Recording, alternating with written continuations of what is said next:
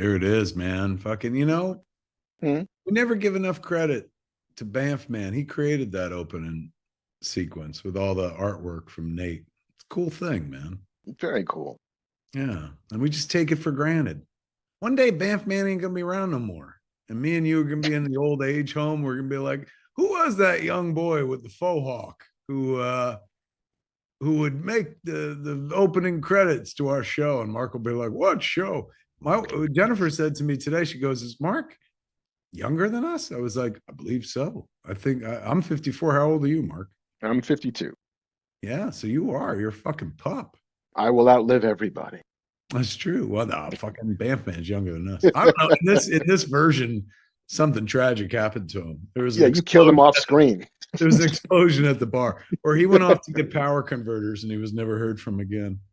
I know, like somewhere between Aliens and Alien 3, like he was in the cryo tube and he got killed before the titles. He got nuded and shit. I cared about him. Bro, I'll never forget. Like, I think David Fincher is a fantastic filmmaker and the absolute best of us, as they say. But, still fucking never forget. Oh my God. Like, bro, like, but then to be fair, I made Clerks 3. You did. However, you didn't do no, you did do the thing. I did. I nuded a character. Yeah, except that was also part of it. I was just about ready to get on my fucking fuck Fincher high horse and shit. And I realized I am Fincher, but not in any of the ways that would be meaningful. Well, I will say that like the entire second Alien movie is all about that character who gets fucking killed off screen at the jump, and then it never talks about her at all. That's true. It just moves right past it. I killed a character between movies, but then like she was in the movie. It's fundamentally kind of about her absence. Yeah, totally. You're right. So like I saved it. Yeah. So you know what? Back to my fuck Fincher high horse. Only that guy ever did something. I would never say that about him. I met him like 2 years ago. I met him at a wedding. Let's just leave it at that. I'm sure that wedding is going incredibly well. They'll be together forever. Doesn't matter. Those are trivial details to the story, Mark. The point is, we'll find a way. I met Fincher, and he was cool. He was a cool dude. Yeah, I was blown away. He knew who the fuck I was. Just like a guy at a wedding, just hogging all the shrimp. Legend at a wedding and shit like that. All right, wait. This ain't the fucking David Fincher fan cast. Not yet, anyway. It totally could be. Guys. Soon. Again, I could go hard on Fincher, man, in a good way. I think he's a very talented. The thing I admire about, other than his filmmaking ability, is unlike me, he doesn't come out during the credits and go, wait, let me tell you what happened. Me and Bruce Willis had a fight, and like he just lets the work speak for itself. I'm the other guy who like the work's done and people are like, huh? And then I come out and fucking speak for it and like, oh, all right, well, why didn't you put that in the movie? I'm like, because I'm not fucking Fincher. That's why. Could it be all about the Benjamin Buttons, the name of our podcast? It could be. Well, I like, I'm not fucking Fincher. I think that's pretty not fucking Fincher. Because people will be like, well, that's a lot of people. A lot of people aren't fucking Fincher. I mean, there may be 2 or 3 people fucking Fincher. I don't know that dude's life. Listen to you, man. 2 or 3. Fucking just a man just throwing around fucking sexual partners and shit like that. I mean, I don't know his life. I mean, I'd be throwing it around if I was David Fincher. He seems like a one person guy, one woman or one man. I don't know. I don't know. It really has devolved into fucking. Welcome to Fat Man Beyond, everybody. We haven't even done the titles yet. I mean, maybe in his little, he's writing match notes to you, like, dear Kevin.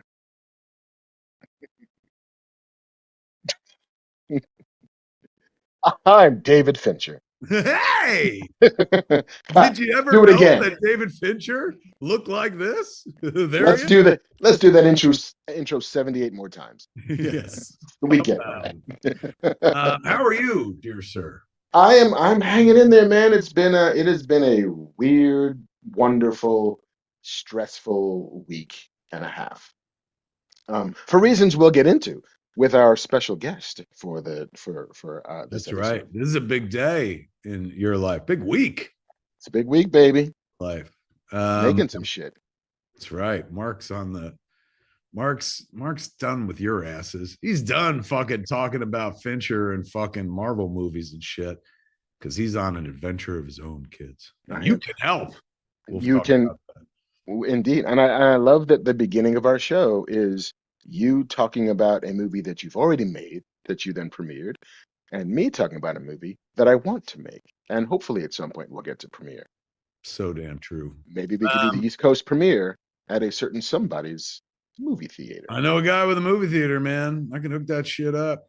It's all Yes, about who you know, right? You know that in this fucking I business know. shit. Look, Johnny AMC is one of my best friends, and we're going to open in the. John AMC. Nepo, baby. You know Ah, the right guy. hell yeah. Kids, welcome to our show. We're going to talk about all the culture that fucking pops. In order to do that, though, we're going to talk about some fine folks who give us money so that we could do this show. Indeed. Have That's you noticed? Have you noticed my new headphones? I was just like, look at you, man. You look like a DJ or a gamer, I said to myself. A DJ or a gamer or a 1940s telephone operator. That as well. You're like Transylvania 65000. How can I connect your call? Oh, you would like Murray Hill 623? Where'd you get them fucking headphones, Mark? Those amazing These fucking headphones. fucking fancy ass headphones are from the good folks at Turtle Beach, the #1 brand in gaming headsets and accessories.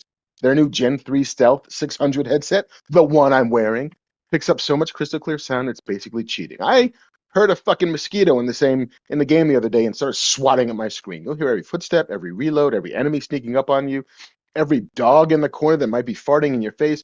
All of it will come in crystal fucking clear, like they're stomping through your living room in tap dancing shoes. The headsets are so fucking comfortable, you'll feel like you're wearing a marshmallow cloud pillow on your head. Ooh, Sometimes, promising. right? Sometimes I sleep in mine because they feel so amazing. And best of all, Turtle Beach has Stealth 600 models for the PlayStation, PC, and Xbox, including cross compatibility and Bluetooth. One headset for all of your systems. And whether you're a casual game, what?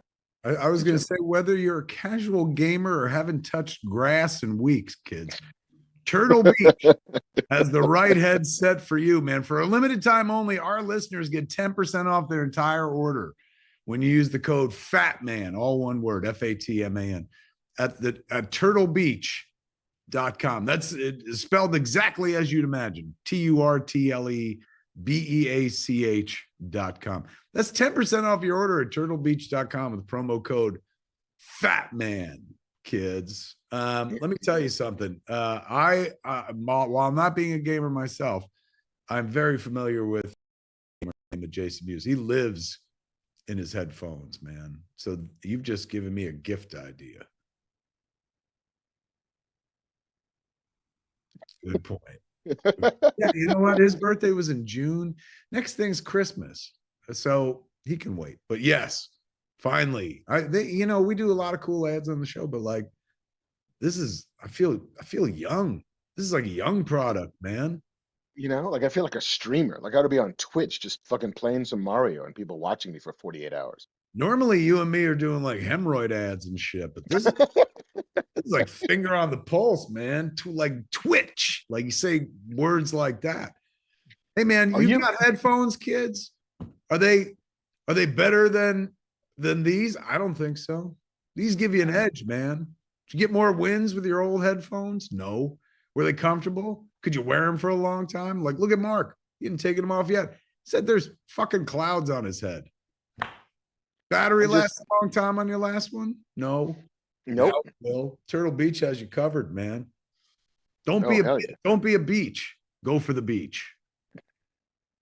So get the ultimate immersive gaming experience with Turtle Beach today. For a limited time only, head to turtlebeach.com and use the code FATMAN for 10% off your entire order. That's 10% off your order at turtlebeach.com with the promo code FATMAN, all one word. We thank the good folks at Turtle Beach for joining us as a sponsor, brand new sponsor, on this here episode of Fat Man Beyond. Thank you, Turtle Beach. Thank you. That was my favorite show in the 90s and the aughts. Yeah, Turtle Beach. Turtle Beach, yeah. Had Dana Delaney on it and stuff. It's about the Vietnam War. It was about the Vietnam War, and they all had headphones, crystal clear. And then in the final episode, you remember, it was haunting. Like 40 billion people watch. They took off their headphones, realized there was no war. It was just always in their headphones.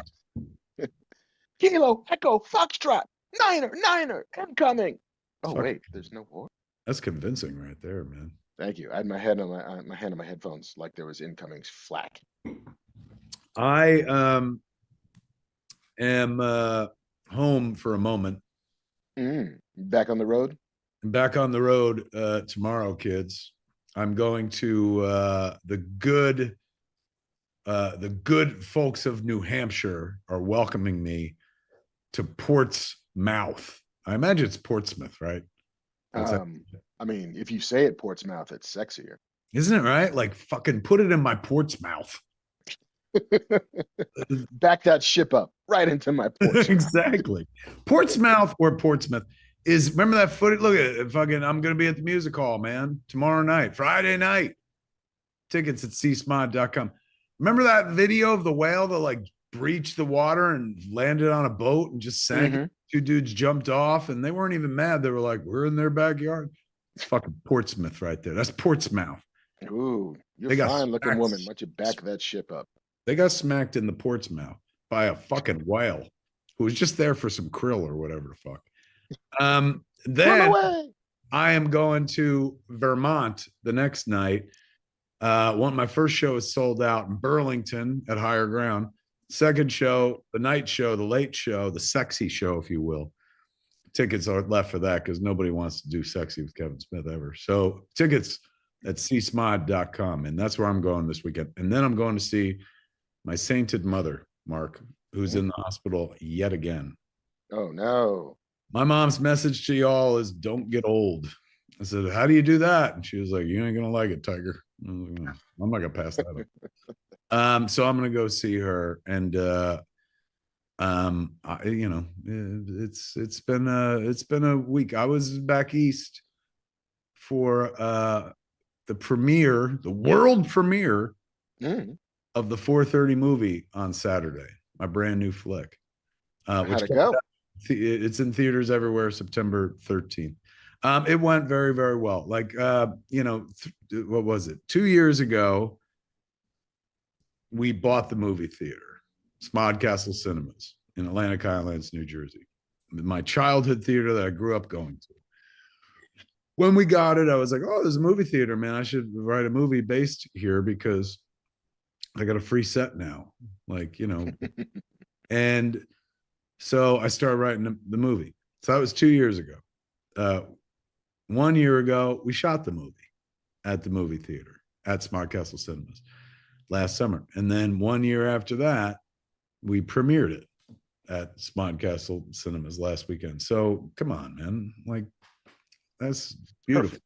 Yeah. So Ken Jeong came down, which was really lovely. Or came over rather from California. I was like, what are you doing in New York that brings you here? He goes, nothing, just this. I was like, oh my God. Like, how kind. Austin Zager is the lead. Of course, he was there.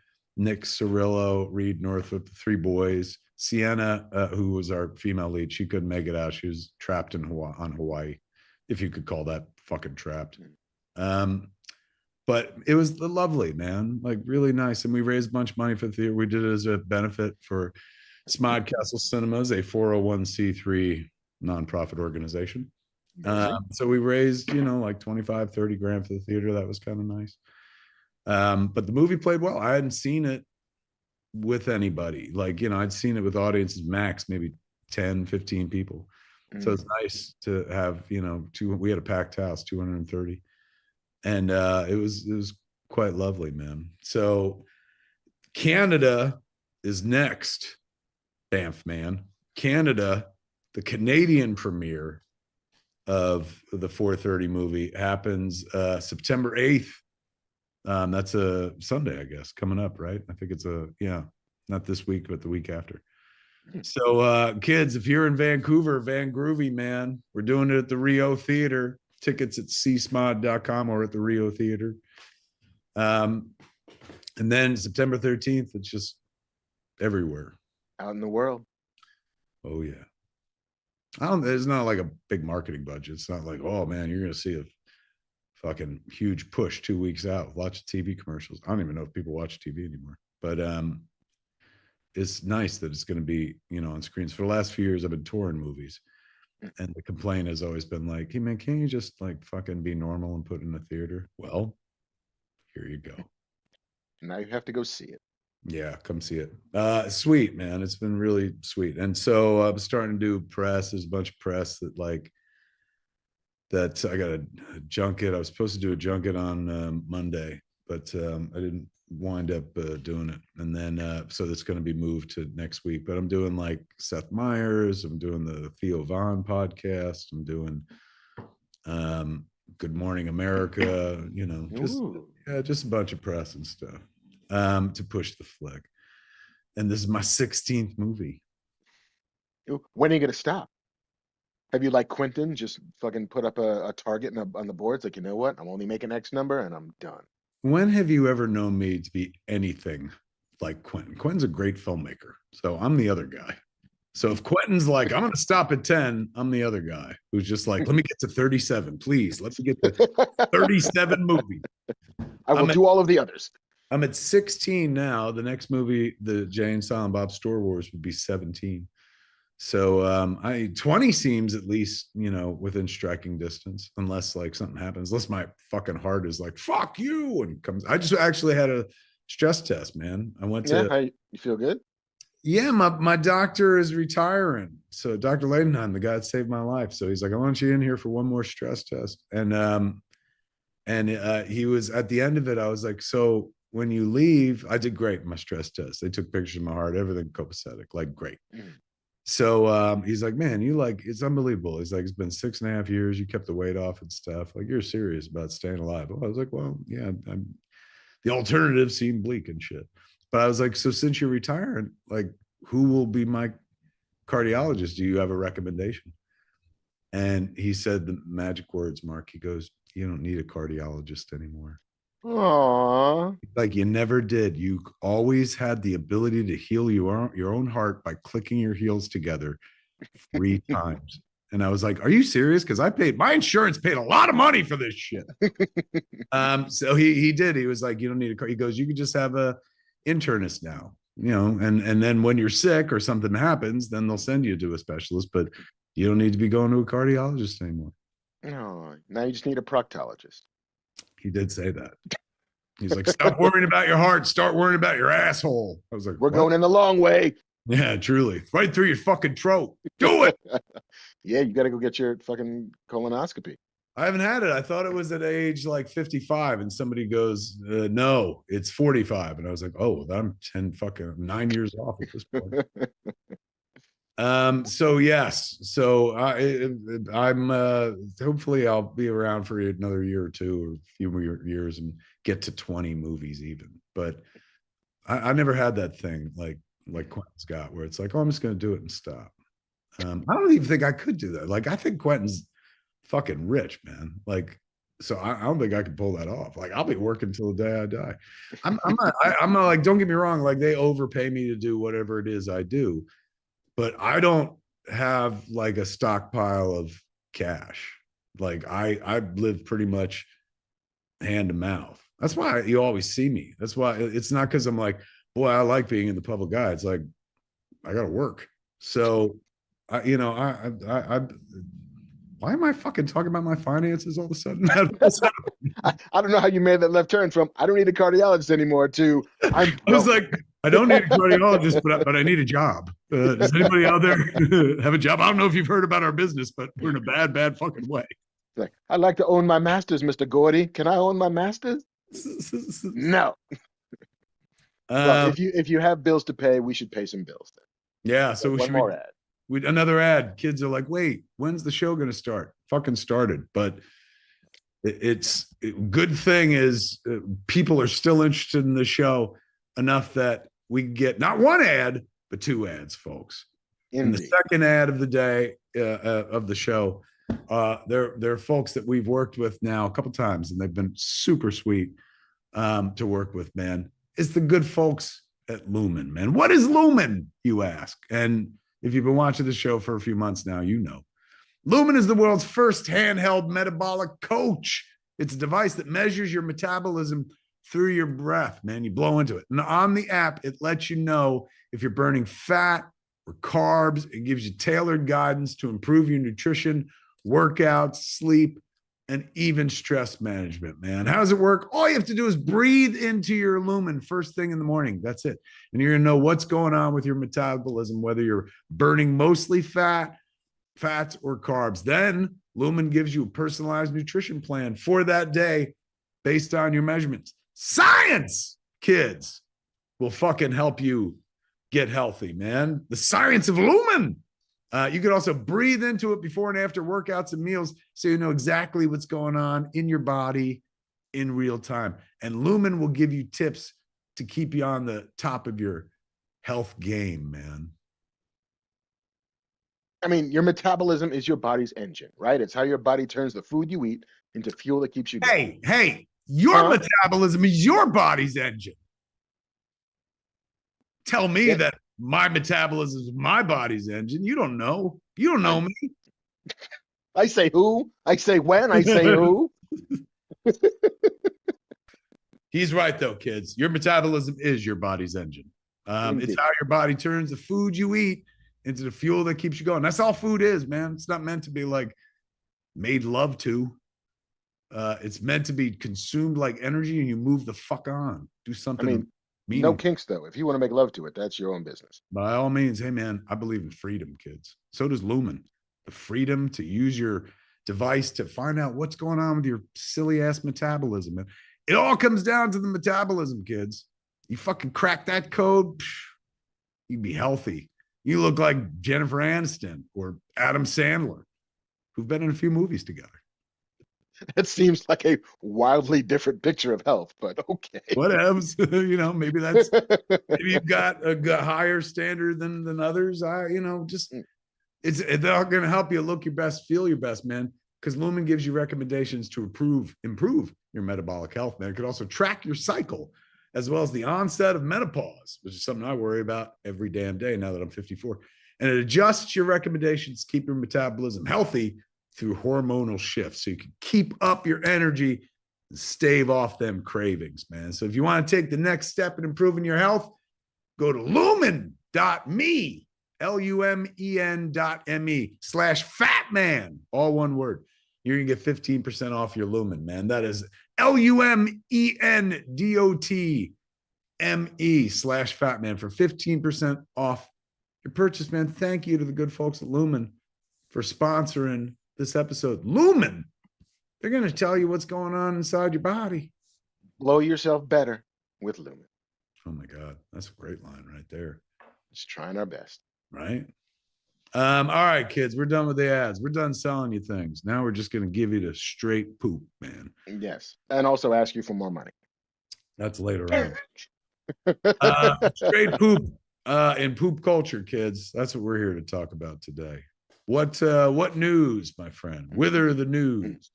Should we dig into the news or should we talk to Tiffany about a thing? That's right. Well, yeah. Oh my God, let's do that. Let's talk about kids. The important part of today's show is that Marc embarks on an adventure. Marc is you know what? I don't need to speak for Marc. Marc's going to tell you right now. Tell him what you're doing, Marc. I'm going to tell him what I'm doing. Our guest today, the great and wonderful and powerful and luminous Tiffany Smith. The only Smith that matters. The only Smith that matters. Had an idea. We had an idea while eating waffles one Tuesday morning. And we should make a movie, right? We can make a movie. Should we do it? Yeah. Should we invite some friends to help us do it? Yeah. Let's make an anthology all wrapped around one character. Okay, that sounds cool. Who should we invite to do it? All of our friends except for Kevin Smith. Which, in retrospect, we probably should have invited you. But I'm right here.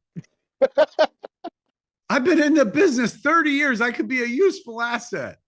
you have apparently made 16 movies. What is Tiffany like? If you and me are Gen X, what is Tiffany? Gen Y, Gen Z, millennial? Is Tiffany?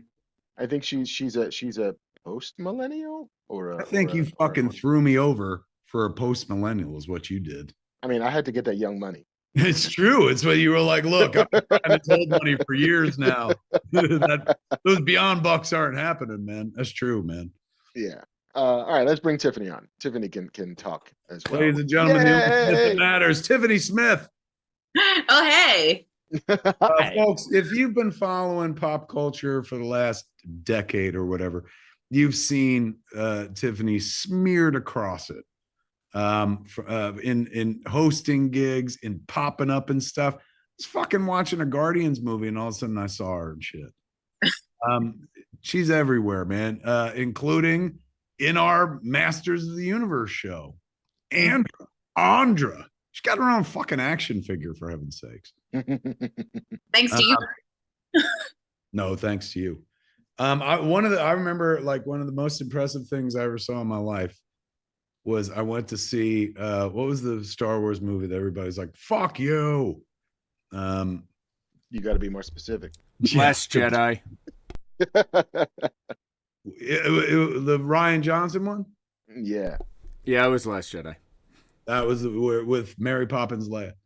I saw that in Colorado, and where was it? And then in whatever the fuck. I saw it in Colorado, and it was me and Muse because we were touring Jay and Silent Bob Get Old. And before the fucking movie, all of a sudden, like Tiffany was up on the screen, and I was like, I said out loud, I know her. And there was like 25 people in the theater, and that's when they were like, we know you, because I said it out loud and stuff. But I was so like delighted. Like I see Tiffany everywhere, man. So that's why I'm like, I think it's super fucking smart that you're harnessing Tiffany to make a fucking feature. Listen, I think I harnessed them. I basically duped everybody into making a movie that's like a showcase for me. They didn't see it. Smart, kiddo, smart. I applaud that right there and support it. Yeah. So I've spoken about it quite a bit, but I'll let Tiffany do a little salesman. Yeah, we I mean, jokes aside, like I feel like everybody in this industry now, it's like you have to do 700 different things. And sometimes I forget the things that I do. So like, I think you may have texted me. I'm like, I saw you. And I was like, oh, what was it that I did? Mm-hmm.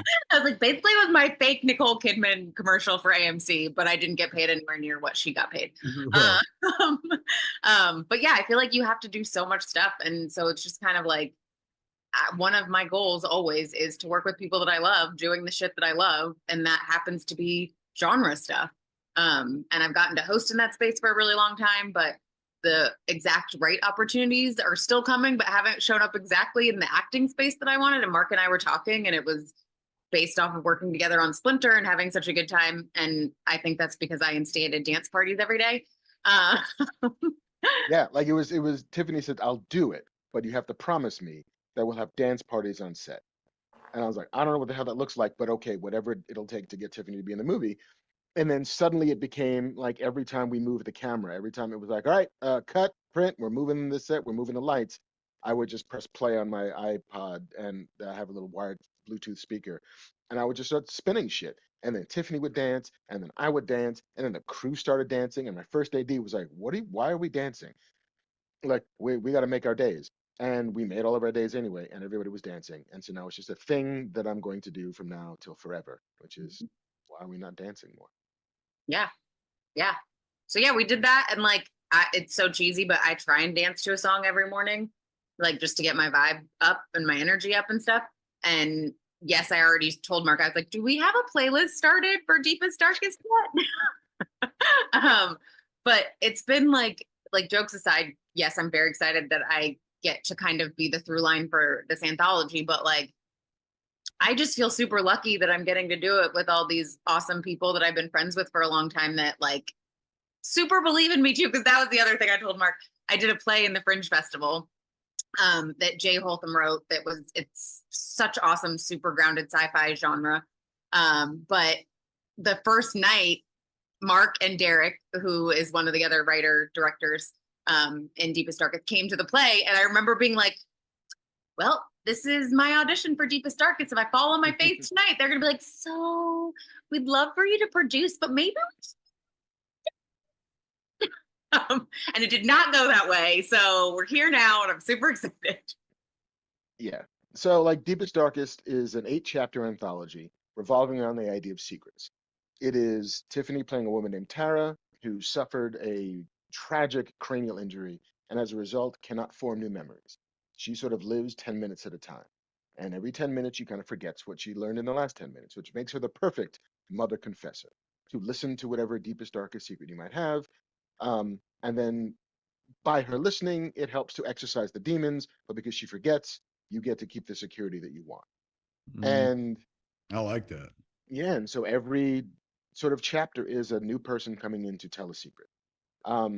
The cast so far is fucking bananas. We talked last week about Ernie Hudson is in it. Phil Lamar is in it, the great and powerful Phil Lamar. Yetide Badaki, who was in American Gods and Star Trek and Strange New Worlds and Splinter. Raymond Lee and Caitlin Bissett from Quantum Leap. There's some other people who are attached that we can't tell you just yet, but I can't fucking wait. But you know who it is. Soon. Soon.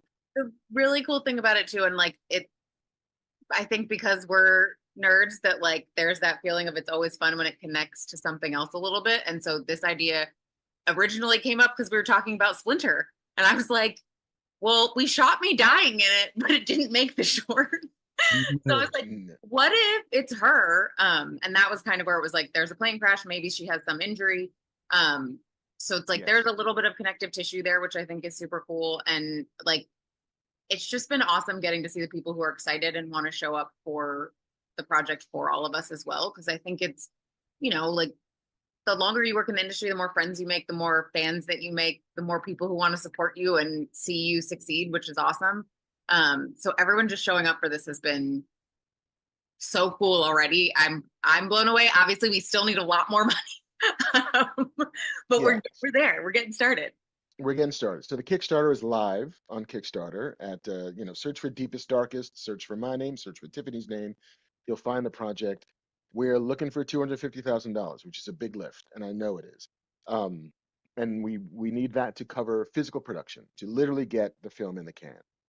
We're at about 52 grand right now, and it's been a great couple of days. That is an extraordinary launch. Yeah, that's pretty nice right there. Yeah, but we got a long way to go. So, and we realize 100% that like the world is shitty right now. There are a lot of people in our business out of work. There are a lot of people everywhere out of work, despite the jobs numbers rising and despite the economy rebounding, despite all of those things happening, you may not feel that way. And so we're 100% mindful of that. But it's a fucking, dream to get to work with your friends. The problem with dreams coming true, which Splinter very much was. Splinter was a lifelong dream that I'd had that I wanted to try and make a reality. But when you realize one dream, it does nothing but plant more seeds for the next dream. And you want to dream bigger. And so this is the bigger dream. This is the I want to make a movie. This is the I want to play with my friends. This is the I want to tell on a bigger canvas. And so that's what this is, Yeah, and getting to play with friends like Tiffany and Phil and new friends like Ernie fucking Hudson. Like I get to hang out with Ernie Hudson. Yeah. And get him to tell stories about fucking being in the original Crow, about being in Ghostbusters, about being like a legend in the business. Some of the other writer directors we're working with, Latoya Morgan from The Walking Dead, Derek Hughes and Ben Robb from The Flash and Walking and Quantum Leap. Oba Muhammad from Handmaid's Tale and the live-action Avatar: The Last Airbender, Lamont McGee from Black Lightning and Star Wars: Young Jedi Adventures, Sujata Day from Insecure, Kevin Avery, who's got 2 fucking Emmys, 2 more Emmys than I have. He hates so much when we tell everyone that, but he does. I know. 2 Emmy Kev from The Great North and Last Week Tonight with John Oliver. Everybody's getting behind the camera, some for the very first time, much like I did on Splinter.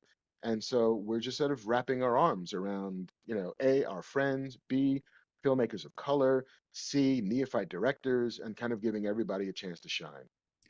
That's why you didn't invite me. I'm sitting here the whole time going like, what's wrong with me? You have too much experience. I'm a color too, Mark. Clearly, you've got a lovely pink cap. I do. I really need to start putting on suntan lotion if I'm going to hike running all the time. I'm overly red. I look like I'm having a heart attack. How thrilling. So wait a second. You're not going to direct the whole thing? I'm directing 2 of the 8 chapters, and I've written 3 of them. And so a lot of it was just, come on, guys, let's form a band. Let's form a band and play some songs together. And I got the idea. I get to be fucking Prince. You can be Wendy. You can be Lisa. You can be fucking Morris Day, and everybody will get to have a good time with the revolution. That's absolutely it's one of those things too that's just so cool when everything shows up at the right time, where it's like, I think if we tried to do this a little bit earlier, like I might not have been exactly ready. Like now from getting to do a Kickstarter and doing an audio drama and launching that and getting to voice direct and help cast and produce on that side, and then coming in and being like, okay, this is something different for me, but also just being excited about the opportunity. And like, I think the last like year or so, it's just been kind of that feeling of like, do the shit that scares me and push myself in that direction. And then magic happens. And fortunately, that's continued to happen. So I'm ready for it to happen with Deepest Darkest for all of us too. And like some kicks to kick some doors open. Because I think, you know, I grew up watching sci-fi and fantasy, and there just wasn't a ton of girls who looked like me. Obviously, we're seeing more of it, but it's not the norm usually. And so getting to do a project like this with my friends and having that opportunity for all of us is just like, I like get a little emotional. I'm not going to do it right now, but like it makes my heart a little bit. Rightfully so. Kids, what you're hearing right now are some artists who aren't waiting to be picked or waiting for permission. Like they're just choosing themselves. Like, you know, why wait to be chosen when you can choose yourself? Like they know they're smart enough. They've all been around storytelling in a bunch of different mediums for collectively a couple decades now. When you put it all together, that much experience, then all you're missing is drive, will, and, you know, naturally, and money. But thank God for things like Kickstarter, because that's like watching Splinter come together was so lovely, because it was an audience that you had fostered, you know, for some time, going like, yeah, man, here, go fly.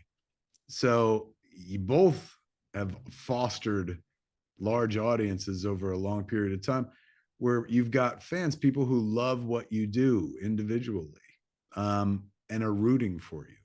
And so now you've created, like, you know, a vehicle by which they could be like, you know what, man, I've always wanted to fucking vote for these cats. And now they can throw some bucks down, help you make your dream come true and whatnot. It's so inspiring, man, especially considering like Splinter happened, what, 2 years ago? How long ago was that? Yeah, we rolled cameras 2 years ago, December. So crazy. Tiffany, they asked in chat, Get Swifty said, are you going to be writing or directing any of it? I am not writing or directing, because for me, this one, because we're doing so many different chapters of it, I considered it for a second. I didn't say anything to Mark. I was like, do I want to write one of them? But I was like, I think for me, for this one, because there's a new director for almost everyone and their first time directors, I was like, I want to be able to focus strictly on my performance in this, because it is a different role for me. But it definitely like inspired me to want to push a little bit more in that direction. I'm working on writing a short now. And like, it is just getting to be around these awesome creative people who are like, yeah, you can do it. Just try. Again. Well, I do have an idea, Tiffany, that I think there's a segment that you can probably direct that would take not a lot of heavy lifting. Yes. So this is also the funny thing, and Mark has had to deal with this just for a little while as we've been working on this, because on Splinter, I came and I did my thing, whatever. This one is much more like Mark gets text messages from me that make no sense, because I voice text a lot. And I think that's what you're talking about, the like possible. No, a different thing. Oh, a different thing. There's another section. I know. It's a different part of it, but I'm like, yeah, you know what? There's only one person on set. It is just Tiffany. I bet you she could call the shots on this. I mean, this is what I will say. I think getting to do the audio drama, which Kevin is a part of, Curious Matter, the Exile anthology. That one was awesome because I didn't expect to do any directing on that one. And then because it was so many of my friends and I knew the story, that Jonathan, who's my co-producer on that one, we co-directed so much of it. And so I definitely like that part of it, but like the visual part, I'm still kind of wrapping my mind around that. But it is one of those things where it's like the more time you spend in the industry, the more stuff you do. Like we're all so creative. Like it's like Kevin, your career, where it's like the different things you pushed yourself into, and Mark too. Like I think that's one of the reasons why, one, I vibe so well with you guys. Also, because Mark and I have the exact same birthday, which is just bizarre. Mm-hmm. Oh my God, that is wild. I know. And she never lets me throw a joint party. Every year it's like, Tiffany, Knock me is this out. the year? Is this the fucking year we do it? She's like, no, I'll just go to your party. Yeah, basically. And then you embarrass me, and I'm like, okay, that's enough. It's all about you. I just don't. I don't like doing parties. It's weird because I'm an actor. I like being in front of the camera, but I don't like attention in that. Like birthday's still weird. I don't know what the difference is. Me neither. So we're gonna fix it. Not this year, next year. When is your collective birthday? November 29th. So what is there some sort of like a Kickstarter, like does it end? Is there a expiration date or a deadline or? Yeah, our final day is the 26th Of November? September. We get a month. Is that how So- long you run? It's like a month-long campaign? You can adjust it. You can do a little bit less. You can do a little bit more. But Kickstarter's the median, the sweet spot for them is 30 days. And like if you can't do it in 30 days, you probably can't do it. And if it lasts for too much longer, then just watching the trickle is like sad and disappointing. So 30 days. We are 3 days in. Mhm. And so yeah, I feel really good about where we are, but we could always be doing better. And the goal is we're filming on our birthdays. Yeah, that's what I was thinking, man. So wait, are you going to be shooting by then? Our hope, like, unfortunately, our birthday always coincides. It always revolves around Thanksgiving. Yeah. I cannot tell you the number of times when I was in elementary school where it's like, hey, do we get to bring in cupcakes for your birthday? No, it's on Thanksgiving. And then by the time you get back, nobody gives a shit. So like every 5 years, I got an in-school birthday. This year, our birthday is the day after Thanksgiving. So we hope to straddle Thanksgiving. So we'll shoot for a couple weeks before, take a break, and then a couple weeks after.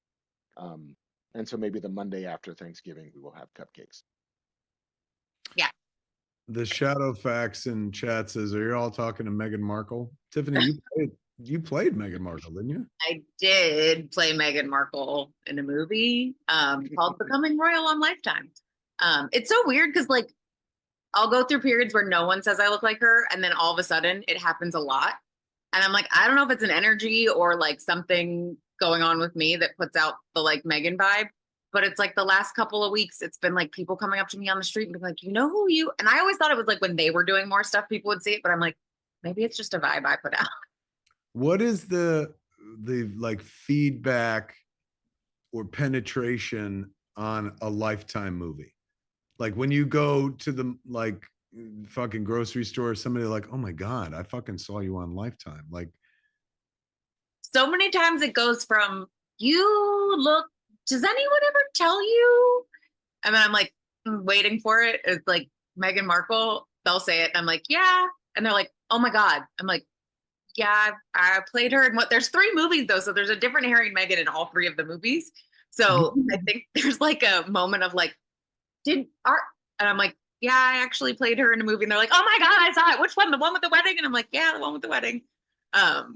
And it's always like, everyone's so sweet. And like, I talked about this when we were doing press for the movie, but like, I'm multi-ethnic and multiracial. And so it was really cool to get to play a character like that. And sometimes like people will come up and they're like, I'm not her by any means, but like the fact that people will come up and they'll have their daughters with them, or they'll, you know, have some really, really strong connection to Meghan and Harry in that way. Like that feels really special. And it opened up great conversations with my parents and I, like about the stuff they went through in LA when they got married. So like that was one of the best experiences for me ever. I joke that it was grad school for acting for me because I had to do fights and crying and pregnancy, and there was a dog and there were sex scenes, and I had never been number one on the call sheet until this movie. So it was a lot. And I'm really proud of it. So wait, you've done a Lifetime flick. Did you ever wind up doing a Hallmark Channel thing ever? I've done Lifetime, I've done Hallmark, I've done the like trapped thriller ones, and I've done the rom-com ones as well. What is the penetration on a Hallmark movie? Is that something like when you're in public, people are like, I saw you in fucking Santa's wedding or whatever? So there's one that I did called Aloha with Love. That one, because there is my co-star in that one, his name's Trevor Donovan. And he is so established in the Hallmark space that a lot of times it'll be like, oh my gosh, you were in that movie with Trevor Donovan. And I'm like, uh-huh, which is funny.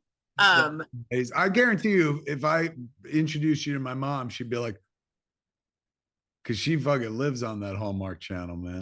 Yeah.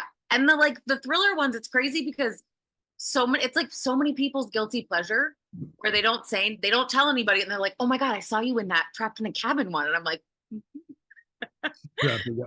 I'm telling you, for years, even before like they started doing like, where they became like a thing, a branded thing, I always wanted to do a Hallmark movie because it's a very rarefied type of storytelling, but at the same time, not that different from like Jersey Girl and the 4:30 movie. Yeah. Like just kind of sweet, good. I have a script ready for you. We talked about it. I know. I do. I do want to do that one day. I mean, the crazy part about it is it's like I think it's a lot. It's closer to indie film than anything else because it's so fast. Like %. And that's my kind of filmmaking. I love going fast. Fuck taking time. I'm 54, man. Let's get this shit over with. I mean, yeah, we did like 14 pages in a day one time. My favorite story about Aloha with Love, the rom-com one, which I just come back from Aloha with Love when we shot stuff for Masters of the University after show. Yeah. And I'm a huge Aerosmith fan. And so we were filming in Hawaii during the pandemic. And so I get off the plane and the director's like, oh, so apparently Steven Tyler lives around here. And I was like, don't even joke. When I was 16, I wanted to get the logo tramp stamped on my lower back. I did not do it. I now wish I did. But so they're like, he lives on, Not Mark too late. told you this. I didn't tell you that. So I was like, if he shows up anywhere, like I need to meet him. And they're like, yeah, okay. We're on set one day, sitting in this house filming, and I'm in like it was me and the co-star, Trevor, sitting in the room. Like we didn't have trailers. It was very all run and gun kind of stuff.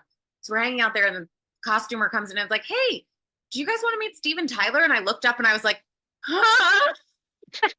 And I don't get starstruck, but like, it was just, when you're in a weird setting and you just don't expect to meet that person in that moment. And so I was just like, I was like, I'm really, it's great to meet you. And he was like, I just wanted to meet the like stars of this movie. There's more action that I've heard on this island during the whole pandemic. No. So he sees that I'm like, oh my God. And Trevor was like, why didn't you ask him to take a photo? And I was like, I don't know. I just panicked.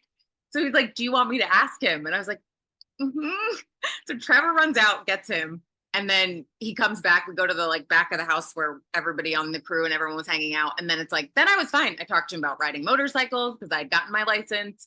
We sang songs together. We took videos together. And I was like, there's moments where you're like, if I had any doubt that this is where I was supposed to be right now, that took all of it away. Because I was like, Hawaii during the pandemic, shooting a rom-com, and I got to meet the guy who is like I thought I was gonna marry him at some point. That's how much I loved Aerosmith. I mean, you had a shot. He got married a lot. There's a guy who could fucking pitch in for the movie. He's got some fucking money. Yes. Dear Steven Tyler. Exactly. Do you remember when I met you? Yeah. Tiffany's got a gun in this movie. But yeah, they're really fun. I feel like you doing a Hallmark rom-com or thriller like that, sign me up. I'm in, man. I would love to do one of those movies. Just like I'm telling you, man, they're in it. How long did Aloha, whatever the fuck, take? We shot, I want to say, for like 12 days, maybe, if that. That's a dream, bro. Like to be done with a movie in 12 fucking days. I'd have that shit edited and finished. Oh, I mean, the crazy part though is I'm like that. I feel like for acting, it's a lot like soap acting where you have to be able to know a lot of lines because it's like if you have actors that are not able to do 14 pages in a day, which in most television and film, you're never doing that many pages. no. And you do it straight through. Like we did one scene in Trapped in a Cabin that was like the emotional, crazy scene. I'm tied up and crying and he's yelling in my face. And we maybe did it like 5 times straight through and it was like a 12-page scene. Yeah. So it's like, it's such a different way of doing films, but I think it's probably what helped me get ready to do a play too. When it was like, we did an 86-page play and there were no breaks. So it was an hour and a half of me and one other person. And you're like, all right, if I mess up, I just have to keep going. You can't stop. No way. That's a lot. Yeah. How can they support that? They go to Kickstarter and what do they look at? Kickstarter, search for Deepest Darkest. JC thankfully put it in the chat. Oh, look at that. There's who did the graphic? What's the story there? That is Tiffany's ear. With a little weirdness on her. There's a word for what that part of the ear is that I don't know. I don't have a face in my ear. Yes, not naturally, but in the poster she does. Oh, that's cool. Yeah, and like a friend of mine is a concept artist who I was like, here's the idea. And I sent him like a mock-up of it. I was like, but it's got to be Tiffany's ear, and I want the little face of whispering in the ear and black and white. And he was like, all right, here you go. Like, a day later. While we were at Comic-Con, he turned it around. And yeah, like I'm a black and white fan. I like a fucking evocative poster. Deepest Darkest was a sort of last minute title change. It was secrets for a long time, and then like there was a big list of a bunch of other titles, none of which I will say because they're all bad. And then Deepest Darkest was like, fuck yeah, there it is. Go. Yeah. And it was Mark and I had talked about the poster, and then I got a text message from our friend Phil who was like, hey, I have a weird question for you. I was like, you want photos of my ears, don't you? Yeah. He's like, yes. Which also, when you live by yourself, trying to take good, clear photos of your own ear is very hard to do. Yeah. But we got it. I need photos of your ear to put on the internet. Yeah. And to be fair, in this day and age, somebody asking you for photos of your ear is like fucking one of the tamest things someone will ask you. There's for sure a website for that, and I don't want to know about it. It's aural.com, AURAL. If it wasn't already sold, it is right now. Seriously, squat on that. It's at Kickstarter right now, kids. You want to help out Mark and Tiffany with Deepest Darkest, head on over to Kickstarter, throw a few bones their way, man. We'll be doing it all month, reminding you. Indeed. Help the kids ring that bell, hit that goal. Yeah, maybe we'll do a super chat episode and just like, hey, toss a coin in the bucket. We'll answer whatever questions you want to answer, and all of that gets to go to the Kickstarter. Yeah, if you give us money, me and Mark will use our mouths on you. You ain't gonna get a better offer than that, my friend. For as long as you want. We'll just keep on going. The title is sounding creepy and weird, guys. That's cool. Deepest Darkest, kids. Mark and Tiffany embarking, not waiting for somebody to pick them, picking themselves. Come aboard. I love that. That's my fucking leitmotif in life. Well done. Choose you. Yeah, choose you. Fuck. And your friends. I did this panel at a film festival a couple weeks ago, and they were talking about, some of the guys were just saying that the cavalry doesn't show up. Like, you've got to do it yourself. And we had a panel right afterwards, and me and my girlfriends got up there and we're like, we actually feel the opposite. Like, have your friends and your crew that does show up as your cavalry, because if you have people around you where it's like, I feel really lucky to know you guys, where it's like, Kevin, with the audio drama, I text you and I was like, hey, would you do a voice in this? And you were like, yes. And Mark, like, anytime I've ever asked anything of you, you've been like, yes. So whenever people say like the cavalry's not coming, I'm like, it is if you build it. Like, if it's and My part of my cavalry is my giant dog. Oh, Loki. Loki, say hi, buddy. oh, look how big him is. um, There's somebody in Ben Bamboo in chat said $250,000 budget goal. That's doable. I thought it might be in the millions. I'm donating. See, Thank you, Ben. bit by bit, man. mhm. Yeah, Takes a and village. like, we have the link on our socials on Instagram and all that stuff too. So even like, it's a weird thing to ask people for money for stuff. So even just sharing it on your socials is huge. Like word of mouth, sharing it with other people, because you never know who you know. If you can't maybe give $10 or whatever it is, like maybe somebody else you know has a little bit that they want to kick in. So we appreciate all of the help in any way possible. For reals. There it is, kids. Give. And one of the reward tiers, you boys and girls. Yeah, what are they? Him, she, and theys. One of them is come to a Fat Man Beyond and hang out with us. Live at the Scum and Villainy Cantina. I'll do that. I like that show. I know it's a fun, it's a good time. It is a good time. One of them is fucking come to brunch with us. Like if you're in LA or can get to LA, I'll buy brunch. All the filmmakers will be there. A bunch of other people will be there. We'll just fucking hang out on a Sunday and drink mimosas and eat French toast. Doesn't sound like a bad way to spend a Sunday. Yep. I keep trying to tell Mark we should do a Zoom dance party on set, but I don't know that he's that excited about that one. Well, we'll do it. Well, I mean, we're doing a dance party on set. Yes. Just Whether others can see it, that's a whole different thing. Listen, that's what my friends and I do. Some mornings we text each other when we're going through it. It's like, hey, everybody needs to get on Zoom. We're dancing to a song together. So I love that stuff. Yeah. Join Tiffany's dance party. I'm happy to do it. Indeed.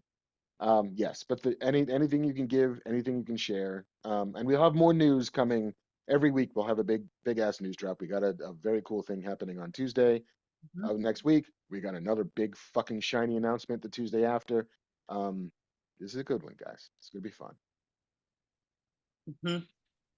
Mark's making his dreams come true, kids. Tiffany making her dreams come true. Jump in the pool. Come swimming with us. You'll get money from me. I'll tell you that much. Somebody's going to give me $50 if I break dance. I mean, I'm 52 years old, man. You got to spend more than $50 to get me to break dance. I will be broken. Yeah, I was like, it will literally be break dancing. That was a dad joke, and I'm gonna stop there. Well done. Although Jordan Monsanto has footage of me doing the worm on the IMDb boat like 4 years ago. I will have a birthday party with you if you will do the worm at our joint birthday party. I was a younger man then. This is all coming together. Okay, so Kevin, we're going to do a Hallmark movie where there's a party scene in it, and Mark has to do the worm in that scene. Done and done. Yes, I love that I still won't have any lines, but I'm doing the worm. You don't need lines if you're doing the worm, for heaven's sakes. I did the worm at my cousin Andrew's wedding when I was like fucking 14. My mother still talks about it to this day. Remember when you did the worm at Andrew's wedding? I was like, Mom, it was 40 years ago. But yeah. I do. It was one of those things. She's like, who knew that you could do something? You know, she was impressed.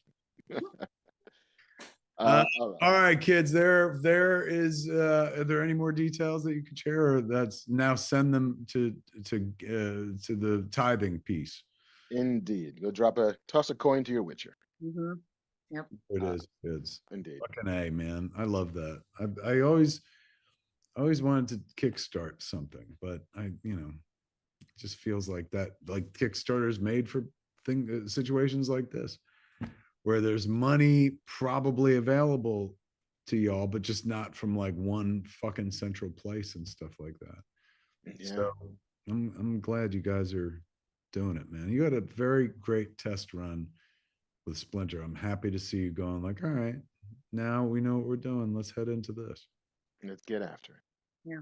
And just being like Mark's friend and seeing where it was like, that's what he wanted to do and getting to be a part of it and seeing how awesome it's been. Like, I remember being on set with you and being like, so you're going to want to direct more? Do you want to do something more after this? And you're like, I don't know. And now 2 years later, here we are. And like, we're basically being like, you need to run this whole ship of a whole feature and a whole bunch of personalities and people. And you're like, okay, which is it's awesome to see. Like it makes me super happy. It's ridiculous, but I'm a glutton for punishment of the best kind.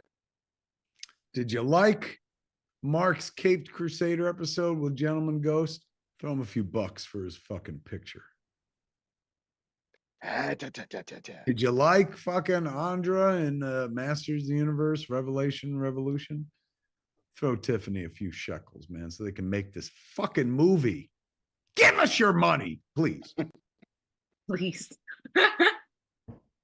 Thank you, boys and girls. Mhm. All right, should we do some news? Let's do some news, man. Do you want to stick around, Tiff, or are you going to go bye-bye? Totally up to you guys. You tell me. I can hang for a little bit, and then I probably got to take this one out anyway. This giant. Let's do some news before Tiffany blows out of here. All right. Okay.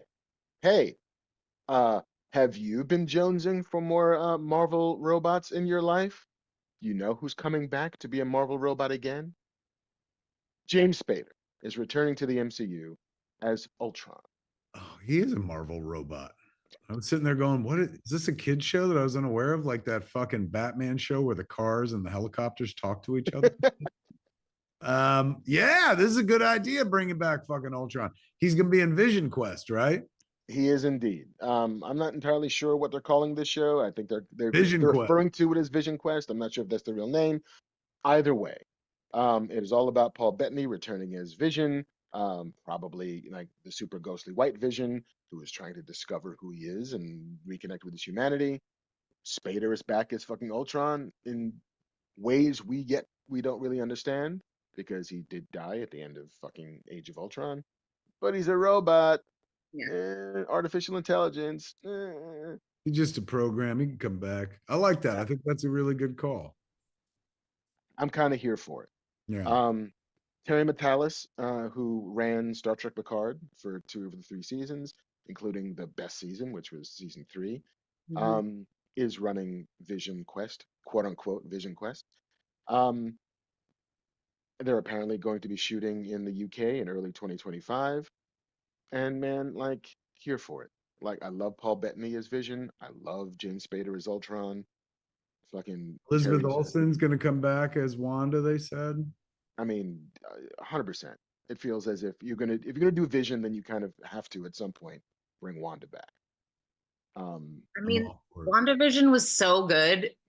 And yes, because of Elizabeth Olsen being amazing, but the relationship between the two of them, the dynamic between the two of them and Paul Bettany is he's just so good. Like I would almost do anything. Sometimes I put on that final scene between them and shit where he's like dressed up in that real fucking like pimp sweater with the gold chain and shit. And you know, they talk about like like how he's about to disappear and shit. What was the line he said? He's like, "We've said goodbye before, so it stands to reason we'll say hello again," or something. Oh, that shit's heartbreaking. Sometimes I put that on, just fucking ball.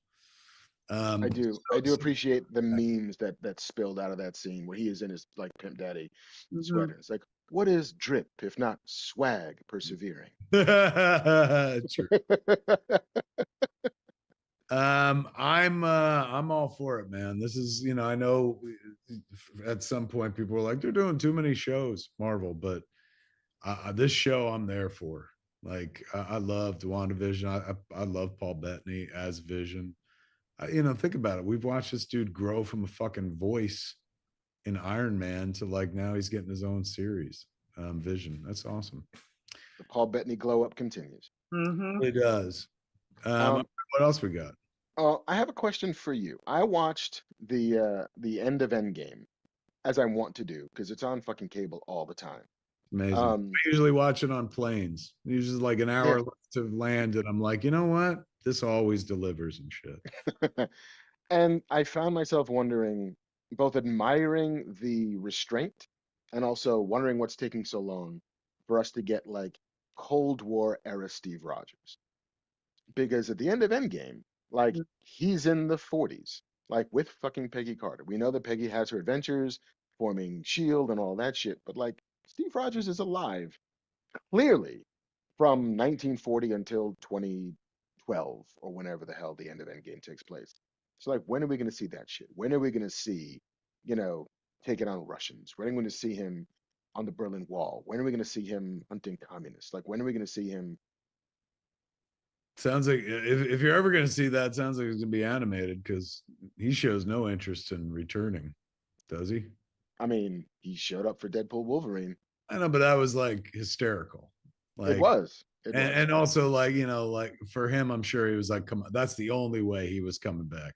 Like he wasn't going to come back as Cap, but like the idea of coming back as Johnny Storm was pretty fun for him. But you know, I'm all for it. I just get you'd have to de-age him and shit like that. Not like he looks old, but yeah, you're not. I mean, if it's in the 40s or the 50s or the 60s, like, yeah, it's fucking Chris Evans at 45 as opposed to 22. I mean, I feel like once we see how Fantastic Four does, like a period kind of Marvel piece, then if that does well, I feel like there's a lot more likelihood that they would do something like that with his character. And like, I mean, I feel like there's so many times where it's like he probably just needs to get away from it for a minute, and then in a couple years, if there's a good script and someone goes to Chris Evans and is like, here's a lot of money and a good script, I mean, maybe back. I also I would not rule out him appearing in fucking Fantastic Four. Like, there's a version of that story. Yeah, where it's like, you know, not as a main but the fucking cameo of Captain America when the Fantastic Four returned from the fucking Phantom Zone or whatever the hell. You know, it's not the Phantom Zone. Don't come for me, internet. I don't remember. the negative zone. Negative zone. There it is. So yeah, that's the restraint plus at some point they will also back up the money truck as they backed up to RDJ to be like, you know what we need? We need fucking Cap back. Or we need Steve Rogers back. We have a Captain America. We need a Steve Rogers back. Now that the money truck has been backed up for RDJ, if I was any of these other cats, if I was Hemsworth, if I was Chris Evans, I'd be like on the phone with my agents being like, start this conversation for me. Let's get it going. Yeah, truly. Why should RDJ, like RDJ, they're saying like gonna make $100 million for 2 movies where he wears a mask. Yeah. If I'm there were 2 other dudes who fought Thanos in that big scene. I mean, everyone fought him, but like the 3 of them went to face down. 3 of them should walk into Kevin Feige's office and do the same scene, but for money. Kevin Feige's like, it just brought you back here, didn't it? You couldn't live with your failure. If you're just joining us now, Tiffany Smith is sitting in with us. The only Smith that fucking matters in this world. Mark and Tiffany gonna kickstart a movie. So go over to Kickstarter, look up Deepest Darkest, give them a little scratch. What else we got?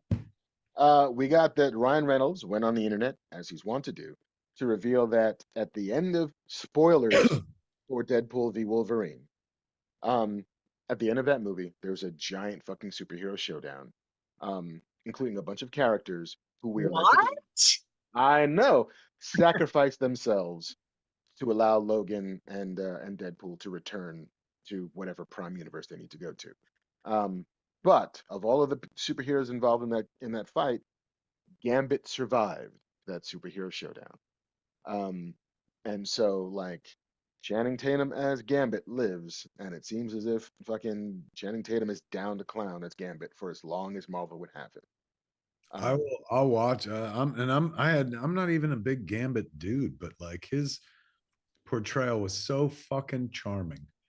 And you could tell he was so into it, like just having a blast. It really like translated across the screen with the character, so much so that I was like, I had no idea I wanted a Gambit movie this bad. I always wanted a Gambit movie. I had such a big crush on Gambit when I was a kid. Oh my God. Like X-Men is the thing that got me into comic books. Storm really was, but I'm like, I remember what one was it where Taylor Kitsch was Gambit? Wolverine Origins. Yeah. So I remember that, and I was like, oh my gosh, I would love to see him play a character. Now seeing all of the stuff that he's done, I would also love to see him do Gambit. But I do think Channing Tatum has stayed super passionate about this character for a while. I don't know if it would be great, but 1000% great. Fucking, they can't ruin it. They wouldn't ruin it. And I like that kid. I never met him and shit, but I think he's number one. I think he's talented. Number two, I think I've seen him in interviews. He seems like a down to earth, good dude and shit like that. What's the Zoe Kravitz movie that he called? Blink Twice, which Twice. went to like 7 million this weekend. I think it was. You know, it's only a 10 or 15, 10 to 20 million dollar movie, so they didn't spend a lot, so it's going to make some loot and stuff. We were playing it at Smodcastle Cinemas this weekend as well. But him going like, "Whoo, I'm about to make a name for myself," is just so fucking delightful on so many levels. Yeah. He's just so suave. He's just so like it's just the best. How long they been dating? I think they met on that movie. Is that right? Who they? I'm totally making that up. I don't know. Tatum and Zoe Kravitz directed Blink Twice. Yeah. I was like, Channing Tatum and Jennifer Garner, they were dating. They met on that movie. Okay, good for him. Him and Zoe Kravitz, I guess, have been a couple.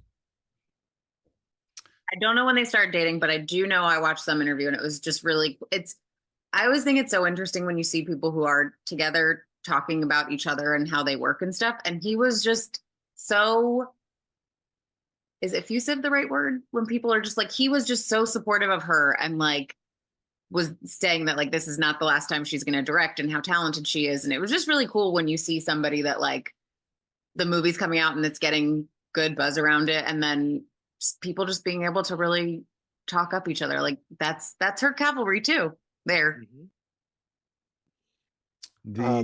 Somebody asked in chat, Leaf Erickson 123 said, why didn't they do the eyes for Gambit? Whenever he threw a card or lit a card up, the eyes would light up, but they didn't stay lit the whole time, which I guess is how people are used to looking at Gambit. Yeah, but it's also, we're doing a lot of fucking eye work on Logan when the mask comes down and Deadpool the whole time. Like, listen, also like that's no actor wants to have their eyes fucking and like that's the window to the soul right there. And that character really connected with the audience. I think if his eyes had been like just lit up the whole time, you're gonna miss a lot of really strong, subtle performance beats in there, man.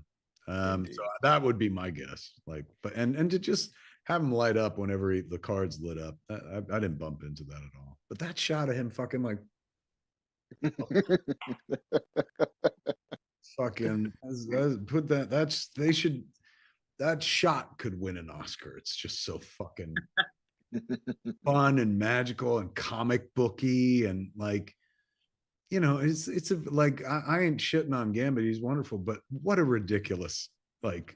You know what I'm saying? Of all the shit, Deadpool is just like, so what? Your power is up close magic. But when he fucking did this shit and then start ping. Yeah. Also, like in X-Men 97, when he like puts his energy into Wolverine's claws, that is insane and so cool. That happened? I didn't watch it. I feel like we should start our own award show called like the Nerdies and just like giving shit to the cool stuff we saw this year. What are you fucking nuts? Show's called Fat Man Beyond. What do we give out? The fatties. Rolling up and handing out the fatties. It goes so many ways. It only took us, what, 10 fucking years to arrive on that? Before the end of this year, we will do our inaugural episode of the fatties.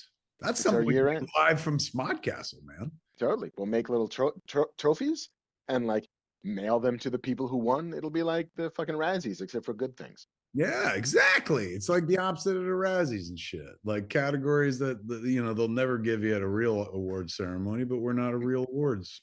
No. Best superhero close-up magic, Gambit. Best superhero pose in a movie, I feel like.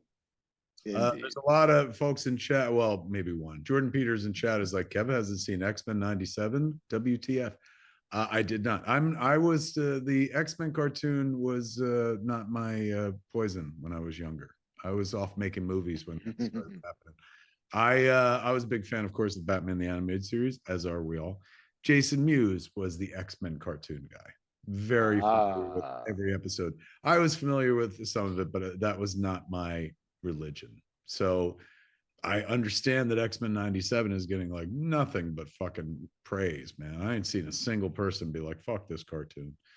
So that may be my inaugural journey into animated X-Men. That like, the theme song is burned into my brain. Like someone's like X-Men and I'm like da-na-na-na-na, da-na-na. I love that was my favorite part of the cartoon when it was on. Like I would work a quick stop that would be on, I believe. But yeah, I love the fucking theme song and shit. It was just, the Mewes was the guy for those episodes. He fucking loved the X-Men cartoon and would constantly be like, you have to watch it. I'm like, I tried to get into the comics, but they were dense. They were. Chris Claremont, like God bless him as a storyteller, just like created a massive fucking world. What a tapestry he had going. But there was a period there in the 90s where it was impenetrable. Yeah, I think the 80s are when I started to read it, and the 90s are when I stopped reading it. Like it was good soap opera for a while, and then it turned into like just what is I don't who, why, where, no, and stopped reading. I started with the animated show, and then my dad was like, if you want to read and see more stories with Storm. And then I got past some comics. So I started with the show before, but that's like really what got me into reading comic books as a kid. Joey Drakeward in chat said, how you two don't just give X-Men 97 a try blows me away. I'm the only one who hasn't seen it there, man. I think, Mark, you watched it, right? You did not watch it? No, I am also the same person who like it skipped me. It wasn't my generation. I am the same person. I was about to get all judgy with you and shit for the exact same reason I didn't watch it. So how dare you, Mark? What? You co-host this show. I guess Batman is the one of us. We should try it. Jason loved it. Mewes could not stop talking about 97. He's like, oh, that's JC, the same thing. JC would fucking pop a gas at every time we talked about it. Yeah, Banffman was way into it and stuff. Banffman was like, fuck a space themed bar. I'm gonna create a danger room and shit. All right, we'll hit one last story, and then send everybody on their merry way. What? Oh, are you Harry Potter? It's a Harry Potter one, but I'm using it as a back scratcher. Expelliarmus? Yeah, Excration. Aw. I actually have. Hey, you know who has money for your movie? The lady who you got two. The lady who came up with this shit. J.K. Rowling? Yeah, she likes people, right? Oh, all kinds of people. But listen, I cannot tell you how good a segue this is, because Dan Fogler from the Wizarding World of Harry Potter, and from the Fantastic Beasts, and from Jay and Silent Bob reboot, indeed, is hitting the stage. He hasn't been on stage for a long while, to play Batman executive producer Michael Uslan in a stage play based on his 2011 memoir, The Boy Who Loved Batman. How lovely. Isn't it though? Like, Michael's a really nice guy. If you liked Batman movies, Michael's name is on every one of them. There's a world where it'd be hard to imagine that there's a world where a Batman movie never happened. Like the character just, he had a very popular television show at one point. So, but Michael believed in Batman when people stopped. If I remember his origin story correctly, he wasn't, a big fan of the campy Batman. He was just like, there's a very serious version of Batman to be done, and convinced DC or Warner Brothers or national publication, whatever the fuck, to let him option the character, him and Benjamin Melniker? Yeah, former MGM executive Benjamin Melniker. Back in 1979, they bought the film rights to Batman. Back 10 years before Tim Burton's movie came out. Yeah. Warner Brothers just didn't see the value of the property, and so they sold Batman to these guys, who then attached themselves, at the very least Michael did, in perpetuity. So every Batman movie has a Michael Uslan credit on. Mm. And so yeah, like fucking Dan is going to play Michael Uslan on stage. It's starting October 1st to November 10th in Tampa, Florida, with an eye towards eventually bringing it up to New York to Broadway. Dan's a cool guy. He's like a nerd too. I remember, I think there a couple Comic-Cons ago, he has a podcast, and so he asked me to come and do an interview like up on the roof, and there were some actors there from Walking Dead. He was a great guy, like nerd, cool dude. I love this. Like, I think hearing different stories and kind of just even going back to what you were talking about earlier, Kevin, of people just like doing the thing they want to do and moving forward on it, where it's like he saw something that he thought would be huge and bought it and was like, and now my name's going to be on it. And now look, like, so it's like, trust your gut, man, when you have a feeling about something, because you never know. He believed when the studio did not. Indeed. And so his reward is anytime they make one of them fucking Batman pictures, his name is still up there, man. The boy who loved Batman. And now Dan Fogler's going to play him. That rocks. In chat, Chicken McNugget says Ozempic got Smith all weirdo looking. Chick McNugget, that's not the case. I had a heart attack 6.5 years ago, and I went vegan. Used to be happy, now I'm vegan. That's why I look quote unquote weirdo. However, if by weirdo you mean I don't look 330 pounds anymore, because that was me at my top weight, then yes, I'm absolutely weirdo. Somebody said not Ozempic, chickpea. Yeah, motherfucker. A lot of hummus. A lot of hummus. Share a bed with me, you're gonna get gassed out of it. What else? That is all we have news-wise. There was one other little thing that I noticed. I was flipping through the Max, the HBO Max or whatever, looking at the shows that they have for offer. You know what you cannot watch on Max? Porn.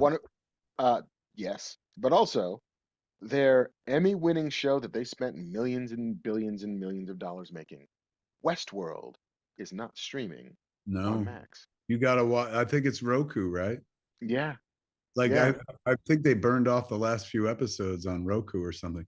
Yeah, the way I understand it, like during the Zaslav purge of like, let's get this off our books. Not only was it an expensive show to produce, but the what are they called, the royalties, residuals was going to cost them a small fortune, so they offloaded it, which is fucking crazy. Like, go back, when did the Star Wars JJ Star Wars movie come out? What was it? 2015. Oh no, Force Awakens was 2015. All right, thank you, Banffman. So 2015, I imagine 2015, I tell you, like, oh, HBO is going to like just ignominiously dump a very expensive show by JJ off its fucking air. Like, you'd be like, you're out of your fucking mind. JJ Abrams shit's gold. And yet Warner Brothers like did a number on him, man. He hasn't made a fucking movie since the last Star Wars movie. And a lot of people were, gave him shit online and whatnot, but he had, remember, an amazing fat ass fucking overall deal at Warner Brothers. Remember, he was going to have all before James Gunn came in, JJ was the one that, they were like, oh, he's got fucking Justice League Dark. And when I wanted to do The Question, they were like, JJ's got it. So like all of that, and he came up with a big show they were going to do, and that was the beginning of the end, because all of a sudden they were like, we're not making that show. Yeah, Demimonde, I think, was his, like, I'm writing, I'm directing, I'm producing the first show that I'm running since Felicity, like, I'm back, and they're like, we're not going to spend this money on it. And I think he's renegotiating that overall deal, where his Bad Robot Company is still at Warner Brothers, and I know that they have a new show coming out next year called Duster.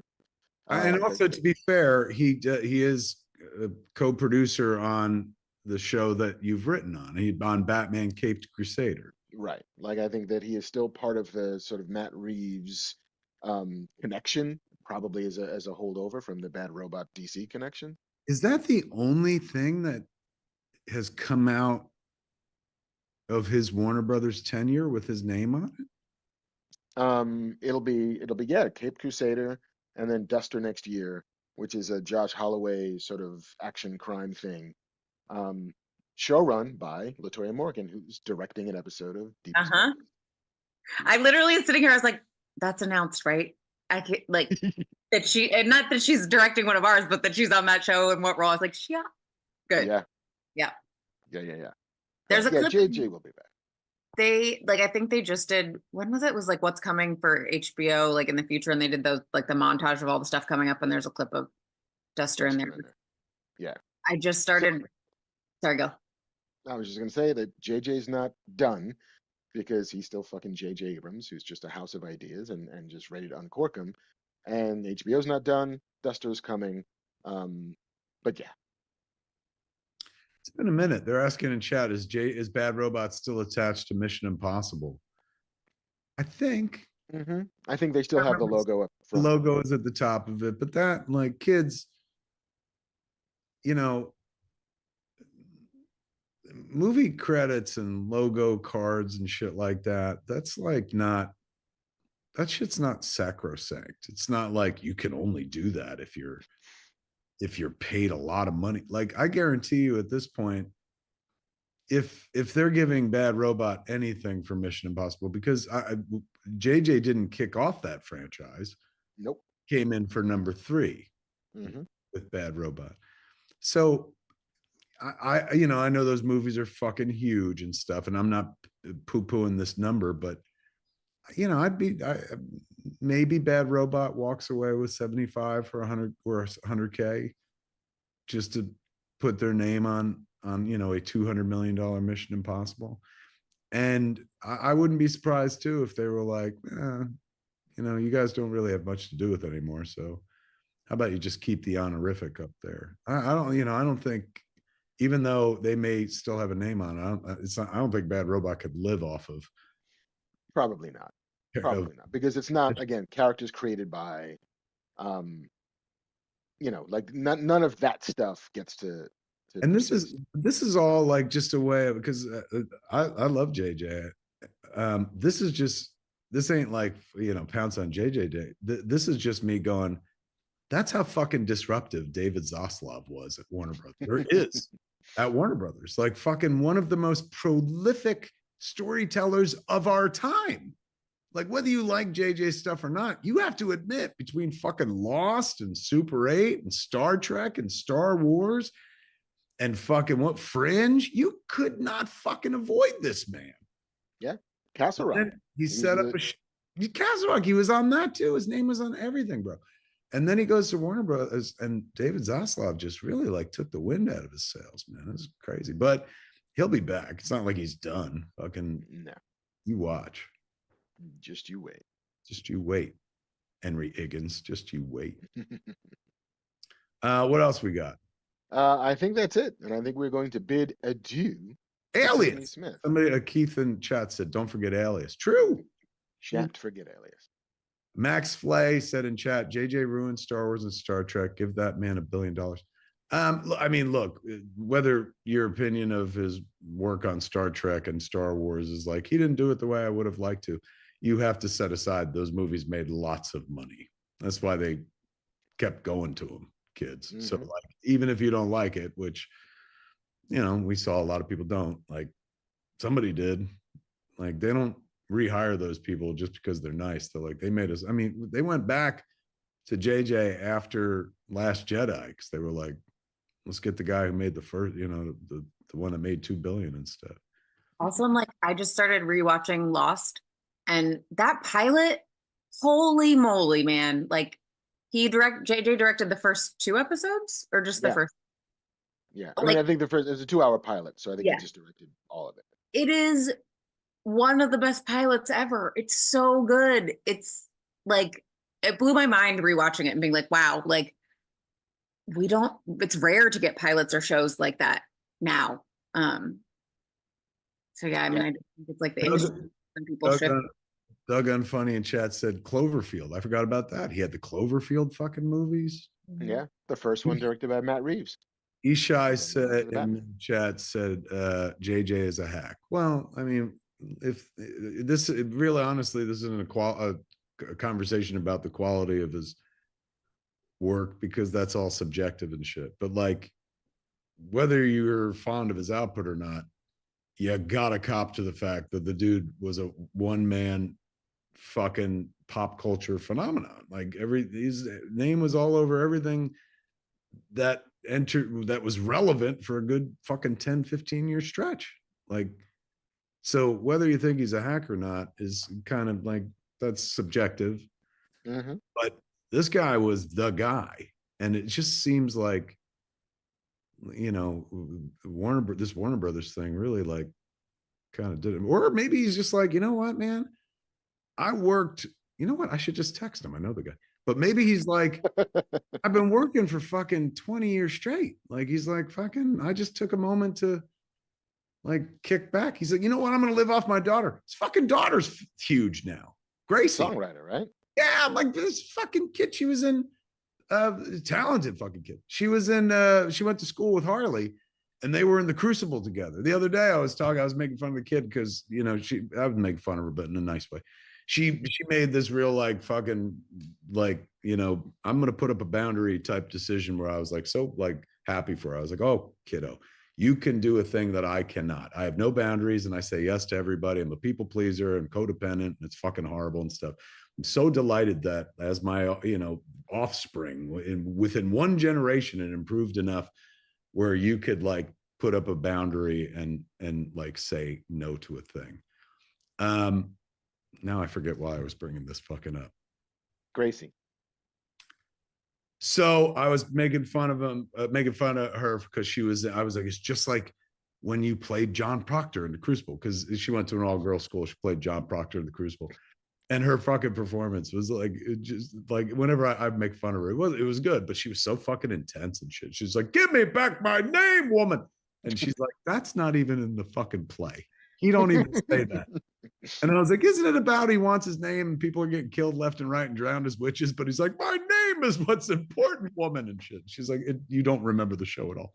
In any event, she said to me, she's gone, well, that, you know, my wife is opening for Taylor Swift. And I was like, none of this. What? That whole sentence don't make sense. You got a wife? And she was talking about Abigail Proctor in their production of The Crucible was JJ's daughter, was Gracie. So she's like, chick who played my wife, man, she opened for Taylor Swift. So maybe JJ's like, fuck the treks, the wars. I'm gonna fucking hitch my wagon to this kid's star and fucking ride that right to the fucking retirement community. There's no way JJ stops. I don't know why we're doing a half hour of JJ, but it just, I'm not sure either. But when you text him, tell him about my Kickstarter. done and done. JJ.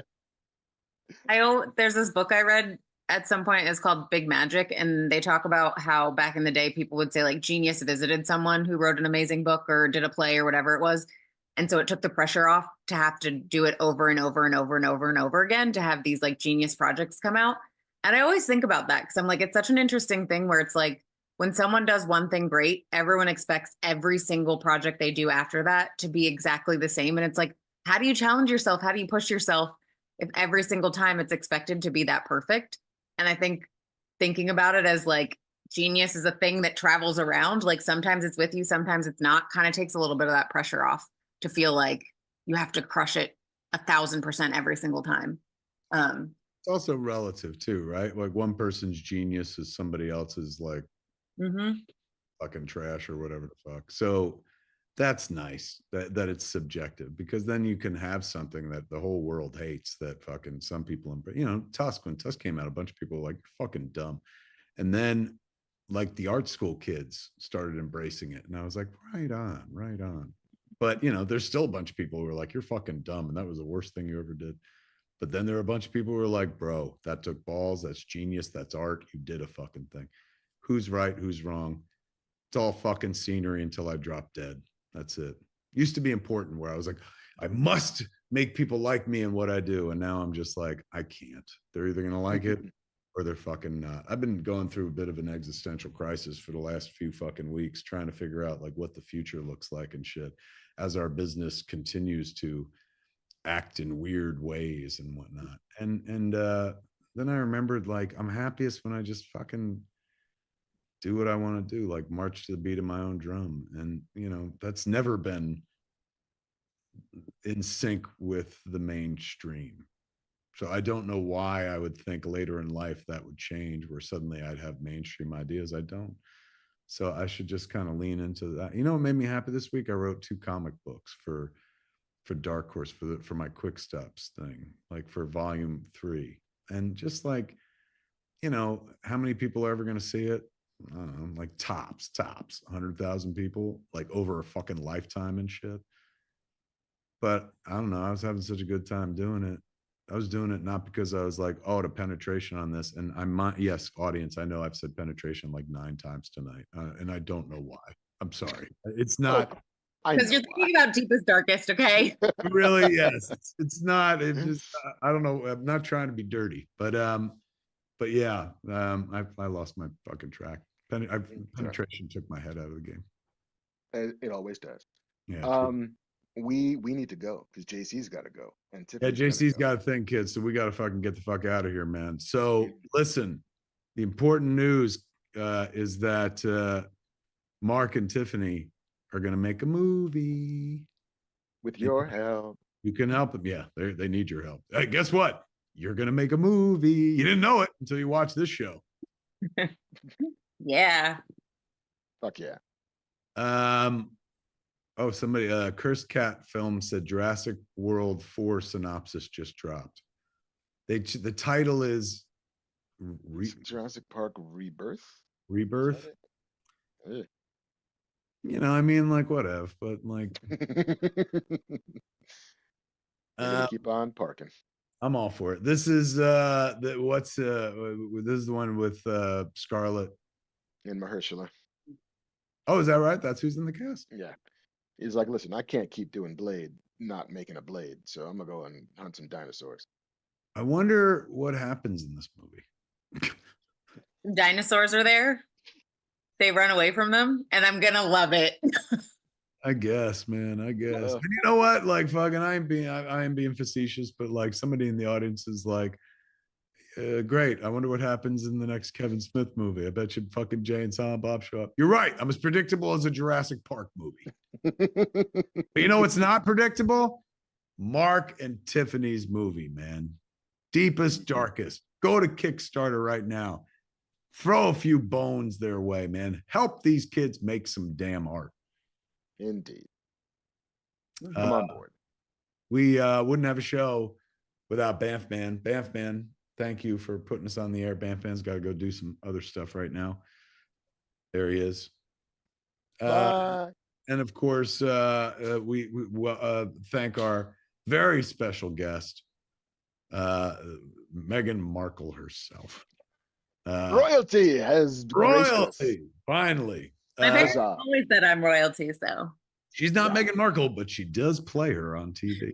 The only Smith that matters, kids, Tiffany Smith. Thanks for having me, guys. It was so fun. And yes, please head over to our Kickstarter. All the stuff's on my social media. Go to @Tiffany_Smith. Check out the audio drama. Kevin's episode's out. It's called The Curious Matter Anthology, The Exile. It's anywhere you listen to podcasts. So after you listen to this free one, free as damn fuck. Mm-hmm. We ain't got no show without the other guy, man, who probably won't have a show much longer because apparently he's moving into fucking directing and producing and shit. I will always have time to be. No, you know, if you were wondering where J.J. Abrams has been, he passed and he's now in the soul of Marc Bernardin. He possessed Marc Bernardin. Yes, JJ has been doing blackface as me for the last 20 years. What just happened? Yeah. Is this cool if I soul man it for a while? No. He is JJ put Mark in the sunken place and he's taken over. I don't know if you saw that. He's got my little fucking teacup.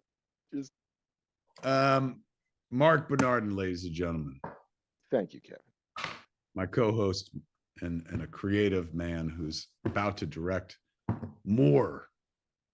It was important for you to direct before you were fucking 50 or start that. And you started that process, right? Like 50. Yep. Now I can't stop. Now it's like, how old are you? 52? Yeah.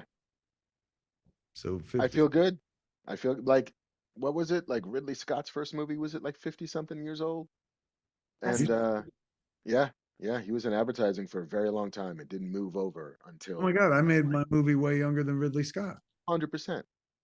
For every like Jimi Hendrix who like was a genius at like 12, there's like a Ridley who started way later. There is no way in this world and in this field that I was ever going to be better than Ridley Scott in any way, shape, or form. Now I have one thing. I started way younger. They're like, yeah, your movie looks like it, bro. What was this? Was Alien his first movie? No, I think it's The Duelists. I think. Duelists or Barry Lyndon. It's one of those two. He's another bright talent to keep an eye out for. He's got a future, that Ridley Scott. Yeah. He might do some interesting things. But Gladiator 2 looks baller. Anyway, okay. Kids, smash that fucking like button. Smash that subscribe button. Smash that donate button. Yeah, you go over to Kickstarter and you smash that donate button. Smash it hard. There it is, folks. There's your Fat Man Beyond for this week. I'm for Fat Man Beyond. I'm Kevin Smith. And I am Marc Bernardin. Coming to you, New Hampshire, tomorrow night, and then coming to you, Vermont, Saturday night. Tickets at csmod.com. Tune in next time, my friends. Same fat time, same fat channel, smodcast.com or youtube.com/Kevin Smith. Jeff's kiss, everybody. Now run over to Kickstarter. Mwah. This is from the cat. Greetings, everybody, and welcome to the AKA Ask Kev Anything. Every saga has a 10-year anniversary, ladies and gentlemen, and this is what happens when Jay and Silent Bob get old. I'm Kevin Smith. Cheers,